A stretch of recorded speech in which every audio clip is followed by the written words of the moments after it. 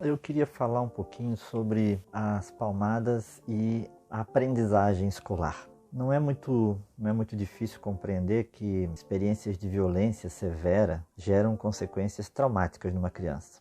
Quando estamos falando de situações limítrofes, fica mais fácil de compreender o grande prejuízo que uma criança tem quando ela experimenta, uma situação de violência severa. Eu creio que essa não é uma questão que não há muito o que se explicar, mas eu acho que é importante observar que nem sempre é compreendido com clareza, da mesma maneira como se compreende quando a violência é severa, nem sempre é compreendido com clareza que as palmadas, aquelas consideradas palmadas educativas, também geram uma interferência grande no processo de crescimento da criança e no seu processo de aprendizagem.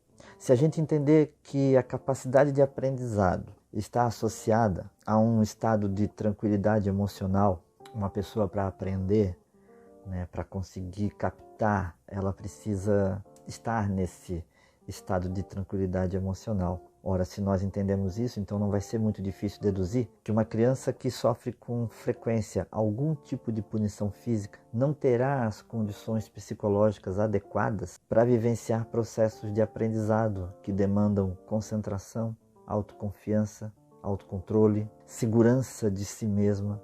Crianças que costumam apanhar não desenvolvem essas qualidades, não desenvolvem essas habilidades de se concentrar, não desenvolve autoconfiança, não desenvolve segurança.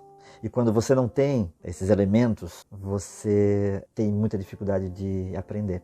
Então, as dificuldades escolares de uma criança podem estar associadas à maneira como ela vivencia dentro da sua casa educação com violência ou educação sem violência. A educação violenta prejudica o processo de aprendizagem. E a educação não violenta contribui para que a criança esteja mais apta a aprender e a assimilar os conteúdos necessários para o seu crescimento escolar.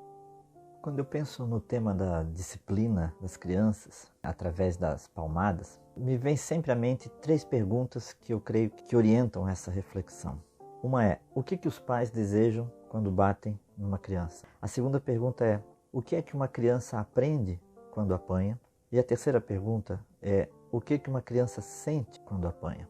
O que os pais desejam quando batem numa criança? Eles desejam educar, eles desejam corrigir, eles desejam ensinar, repreender, dar limites, disciplinar, mostrar que amam e colocar a sua autoridade sobre a criança. Essas são as principais intenções que um pai e uma mãe têm ao bater numa criança, como forma de discipliná-la. A segunda pergunta é, o que uma criança aprende quando apanha? A criança aprende que bater é uma maneira de resolver conflitos. A criança aprende que se o papai diz que me ama e me bate, logo eu posso bater em quem eu amo. A criança também aprende que se ela faz sempre errado, então ela é feia, ela é burra e ela é desobediente. Outra coisa que a criança aprende quando apanha é que a agressividade é algo normal.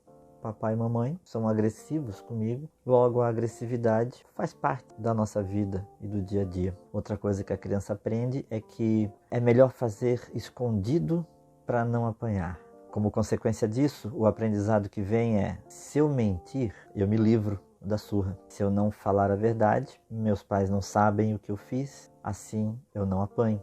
E um outro aprendizado que a criança recebe quando apanha é que se ela quer um brinquedo do seu amiguinho, ela pode bater para que ele faça o que ela quer, para que ele lhe obedeça. E a terceira pergunta é, o que uma criança sente quando apanha? Uma criança sente dor, sente mágoa, sente tristeza, sentimento de rejeição, sente dúvidas, sente insegurança, sente raiva e ódio, sente vergonha, sente culpa e sente medo, muito medo.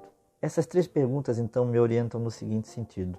Os pais têm uma ótima intenção ao bater numa criança. Eles querem educar, corrigir, ensinar, repreender, dar limites, disciplinar, mostrar que amam e mostrar sua autoridade. Só que o que a criança aprende é bem diferente da intenção que os pais tiveram. E o que a criança sente vai na direção exatamente contrária também das intenções que os pais tiveram.